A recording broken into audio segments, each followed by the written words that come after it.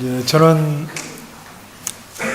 지난 한 주간 고난주간을 보내면서 제 머릿속에 떠나가지 않는 생각이 있었는데요. 그게 뭐냐 하면 부활주일 메시지를 뭘로 전할까?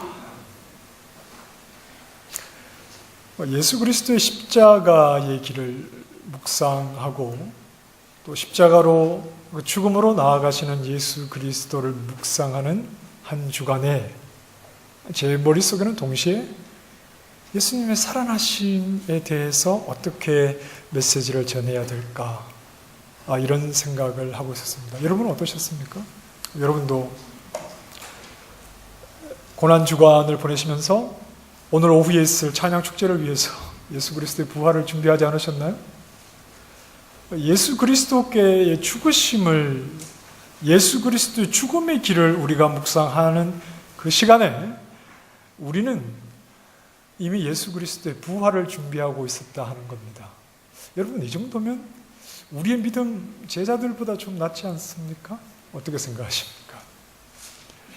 예수님께서 제자들에게 십자가의 죽음과 또 부활에 대해서 말씀을 하셨지만 제자들은 그 부활에 대한 말씀을 세 차례나 예수님께서 말씀을 해주셔도 그 말의 의미가 무엇인지를 그들은 전혀 알지도 못했고 부활에 대해서 믿음을 가지지도 못했습니다.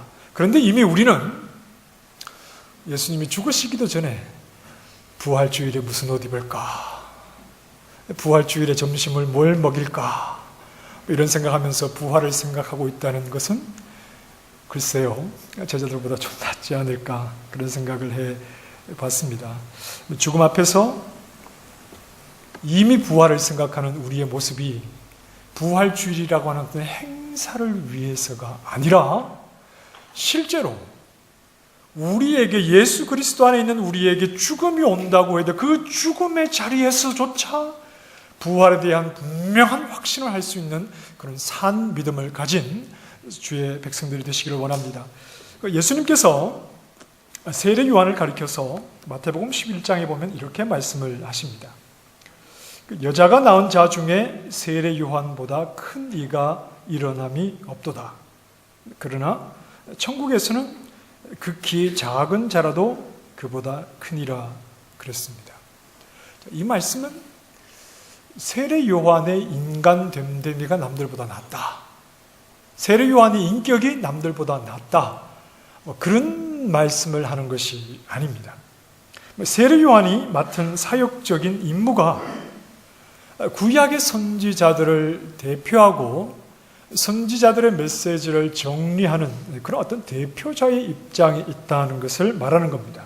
실제로 세례 요한은 구약의 말라기 선지자가 예언했던 엘리야, 그 엘리야였습니다. 말라기 4장 5절에 보면 보라, 여호와의 크고 두려운 날이 이르기 전에 내가 선지자 엘리야를 너희에게 보내리니, 이렇게 말씀을 했는데 말라기에서 예언했던 선지자는, 이 선지자 엘리야는 누구였습니까?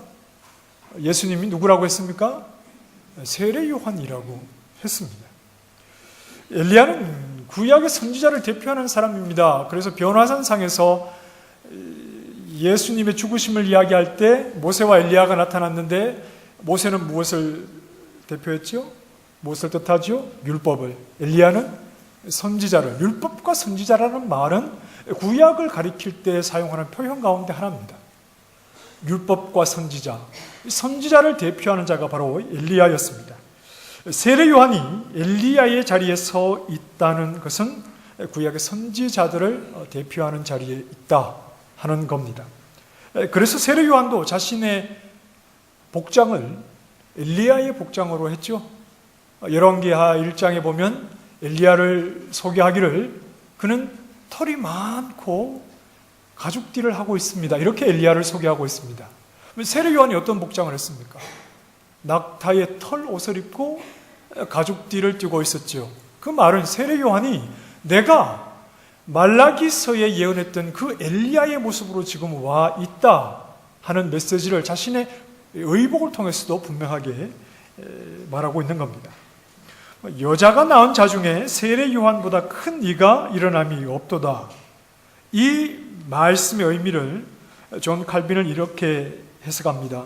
세례 요한을 모든 선지자보다 앞세운다.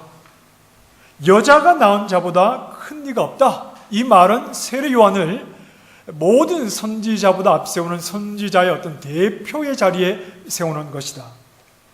그러나 천국에서는 극히 작은 자라도 그보다 크니라. 이 말씀의 의미는 구약의 어떤 선지자보다 그리스도의 복음을 선포하는 자들을 최고의 반열에 세운다.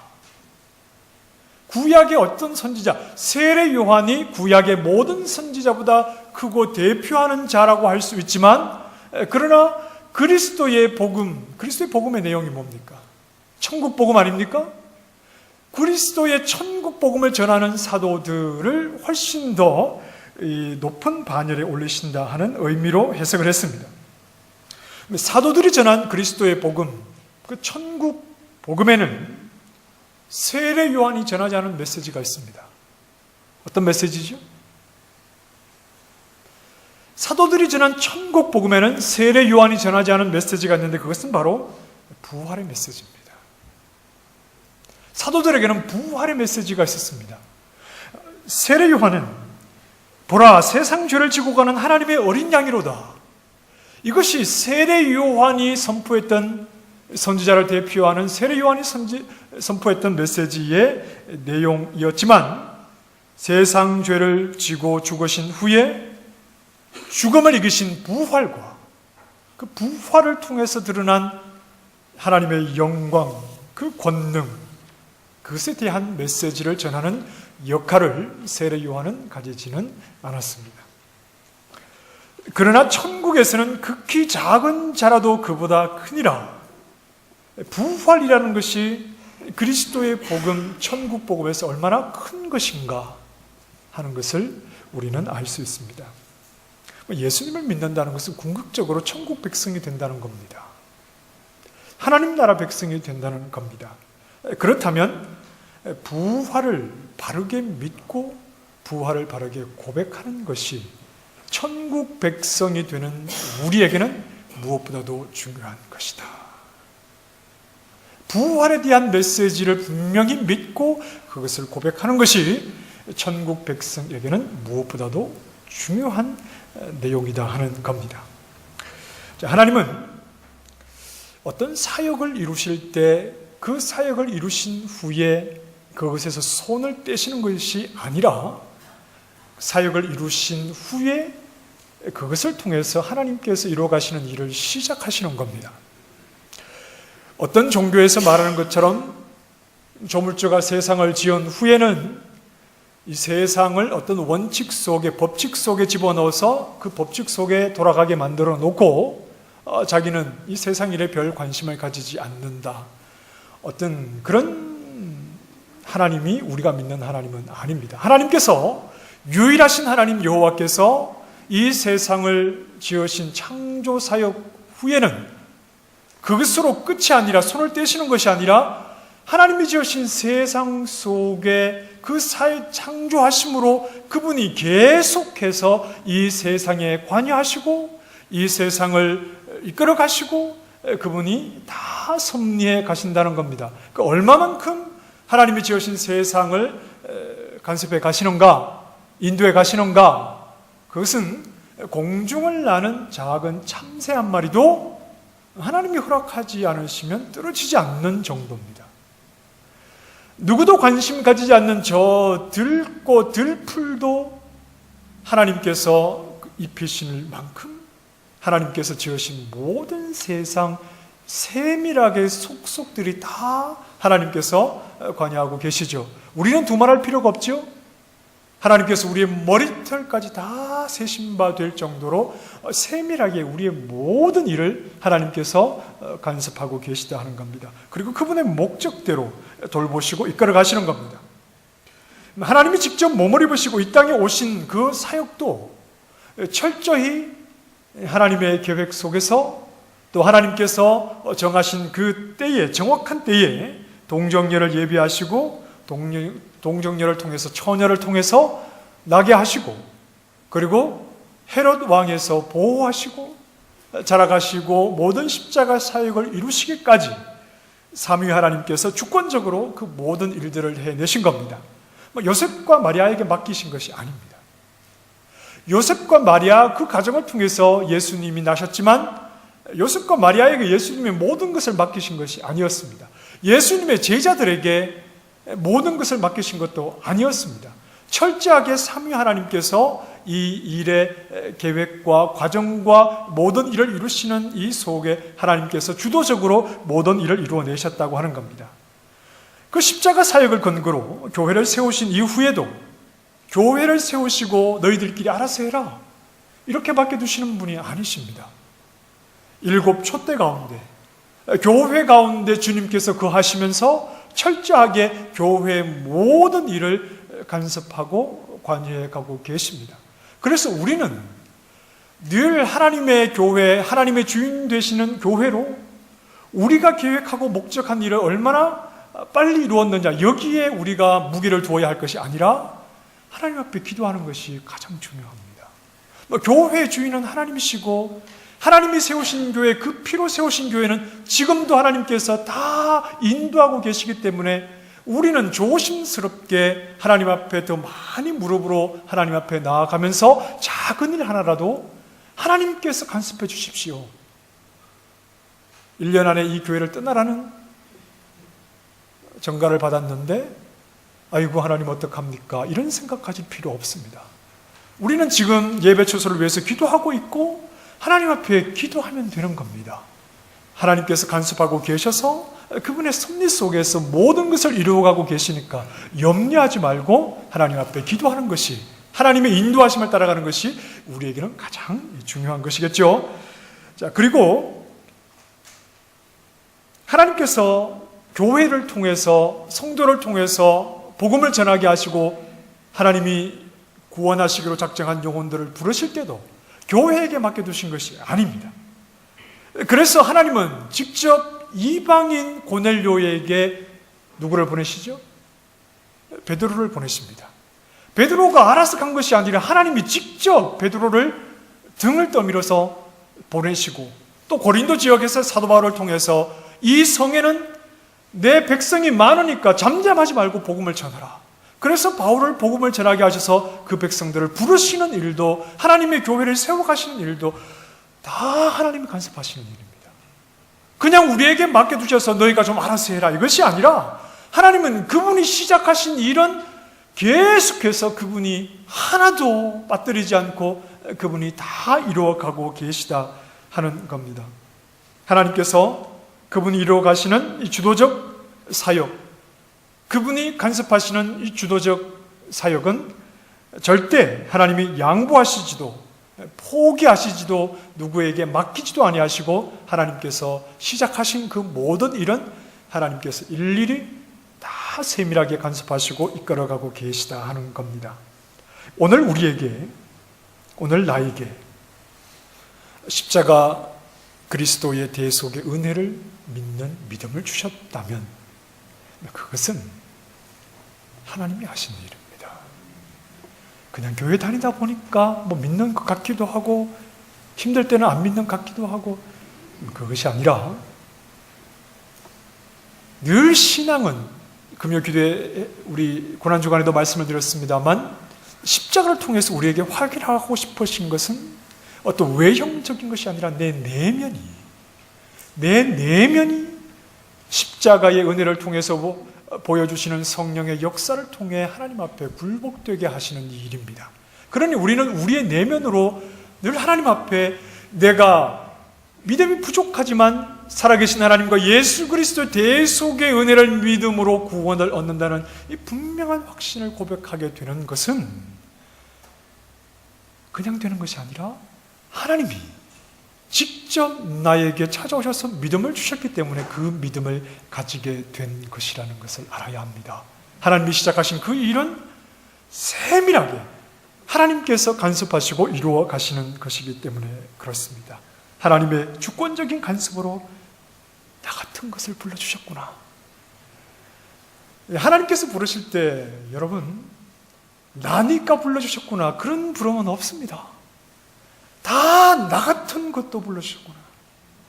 나 같은 것도 불러주셨구나. 따라서 하십시다. 하나님께서 나 같은 것도 불러주셨구나. 나 같은 것 불러주셨으니까 하나님 주신 믿음을 소중하게 여겨야 합니다. 나에게 하나님을 믿는 믿음이 있다는 것은 하나님과 예수 그리스도의 대속의 사역을 고백할 수 있는, 아무도 없는 골방 속에서 하나님 그분 앞에 무릎 꿇고, 하나님 저 같은 것을 구원해 주시고 저 같은 것을 불러주셔서 하나님 앞에 이 대속의 은혜에 감사하며 이 믿음을 고백하게 하심을 감사합니다. 이것이 우리가 믿음의 사람이라는 것을 확인하게 하는 겁니다. 부활도 마찬가지입니다. 죽은 자가 다시 살아나는 부활이야말로 이거 하나님이 직접 개입하지 아니하시고는 절대 일어날 수 없는 일입니다. 그런데 그 부활 사건이 일어난 후에 그것을 우리에게 알리시고 우리에게 믿게 하시는 일은 철저하게 하나님 주도적으로 이루어 가신 그분의 사역입니다. 여러분 속으로 한번 대답해 보십시오. 속으로 한번 대답해 보십시오. 눈은 저를 보시고 예수 그리스도의 부활을 믿으십니까? 속으로 대답하세요. 예수 그리스도께서 정말 십자가에서 죽으시고 하나님이 죽음 가운데 그 아들을 일으키셨다는 이 사실을 여러분은 정말 믿으십니까? 예수님이 몸을 입고 죽으셨다는 것은 몸을 입은 우리의 자리를 서셨다는 건데, 우리의 자리에 서셨다는 건데, 예수 그리스도께서 우리의 자리에 서셔서 죽은 자 가운데서 일으키시는 하나님의 부활의 첫 열매로 시작하셨다면 그 안에서 예수님을 믿음으로 예수님과 연합되어 있는 우리에게도 내 육신이 죽는다 하더라도 나에게도 그리스도의 부활과 동일한 부활이 일어날 줄로 여러분 분명히 믿으십니까? 그 믿음을 주신 분이 하나님이시랍니다. 그 믿음을 하나님께서 나에게 주셔서 육신에 사는 삶, 연세 높으신 분들도 계시지만 별것 없잖아요. 좀 이렇게 살다 보면 이제 질병이 하나둘 찾아오면 어른들이 하시는 말씀대로 죽지 못해 사는 것 아닙니까?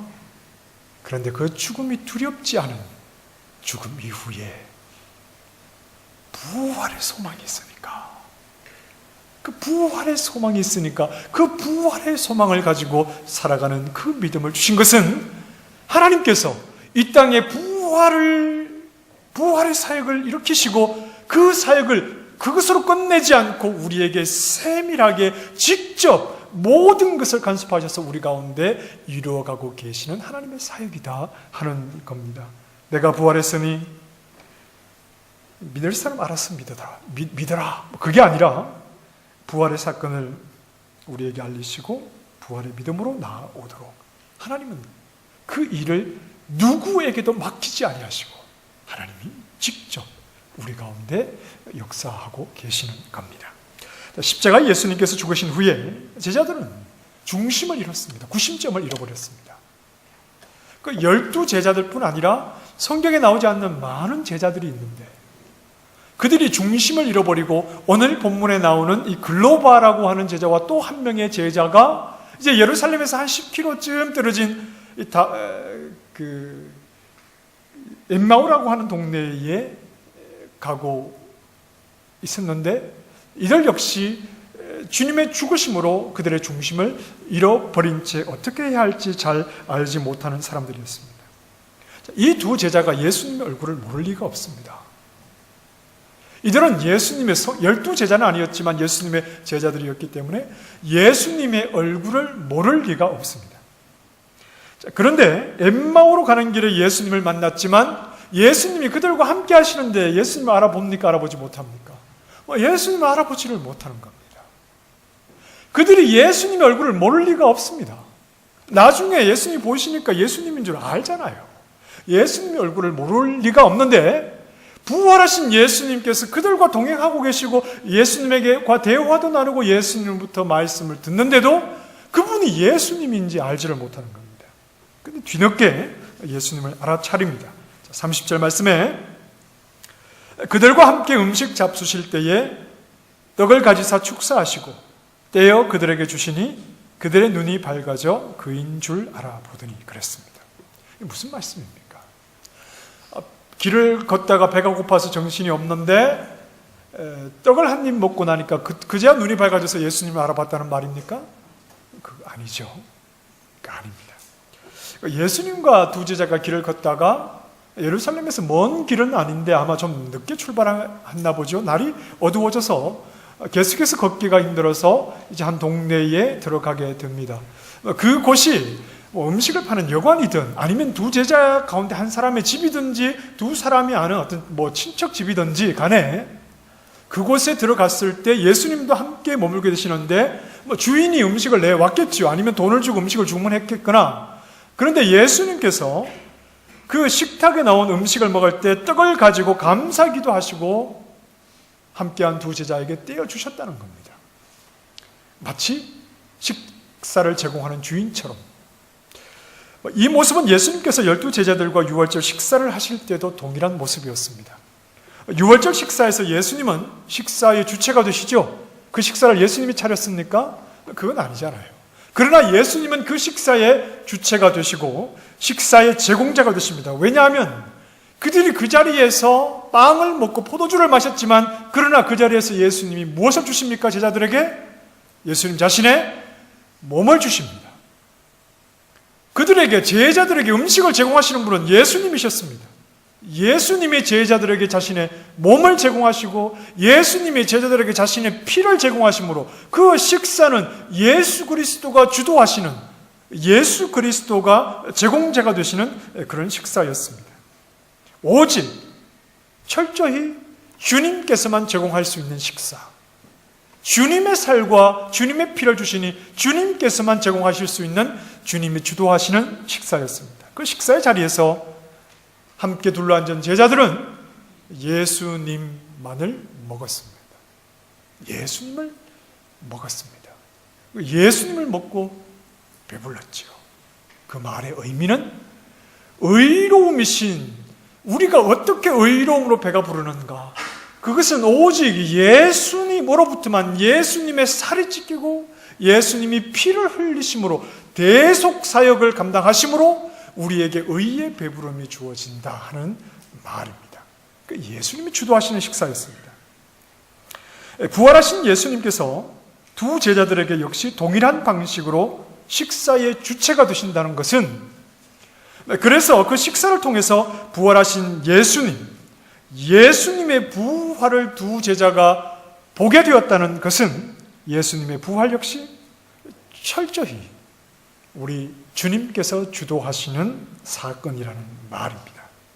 주님께서 주도하셔서 제자들에게 부활을 알게 하시고 믿게 하시고 부활에 참여하게 하시는 겁니다. 주님께서 주도하셔야만이 제자들이 부활을 알게 되고 믿게 되고 참여하게 되는 겁니다. 부활하신 주님은 돌을 굴려내신 후에 무덤 앞에 가만히 앉아 계시지 않으셨습니다. 가만히 앉아서 찾아오는 사람들에게 부활의 주님을 보이신 것이 아니었습니다. 주님이 찾아가셨습니다.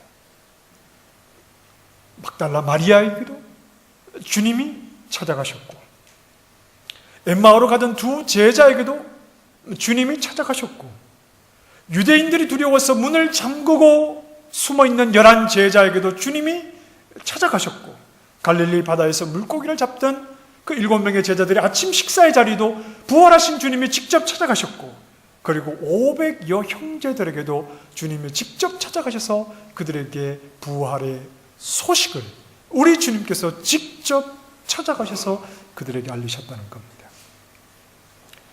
부활의 주님이 그들에게 찾아와 주심으로 그들은 모두 주님의 부활을 알고 믿게 된 겁니다. 그리고 그 부활의 주님을 만나게 되었을 때 그들은 하나같이 크게 기뻐하였습니다. 그 여자들이 무서움과 큰 기쁨으로 제자들이 주를 보고 기뻐하더라. 그들이 너무 기쁨으로 아직도 믿지 못하고 예수 그리스도께서, 부활하신 주님께서 직접 찾아가 주셔서 그들이 자격이 있어서 찾아가신 것이 아닙니다. 예수님을 부인하고 도망친 자들이었습니다. 그들이 조건을 갖추어서 찾아가신 것이 아닙니다. 아무 자격 없지만, 그러나 하나님 주도적으로 이루어내신 그 부활의 사역을 자격 없는 나 같은 것들에게 직접 찾아가 주셔서 예수 그리스도의 부활이 사실이라는 것을 알게 하시고, 예수 그리스도의 부활을 믿게 하시고, 예수 그리스도의 부활에 참여하게 하시는 분이 바로 우리 주님이시다 하는 겁니다. 남들에게 맡기지 아니하시고 주도적으로 한 영혼 한 영혼에게 찾아가셔서 부활의 사실을 알리셨습니다. 그건 오늘 우리에게도 마찬가지입니다. 우리에게 부활은 분위기가 아닙니다. 우리에게 부활은 평소에 하지 않는 어떤 이벤트가 아닙니다.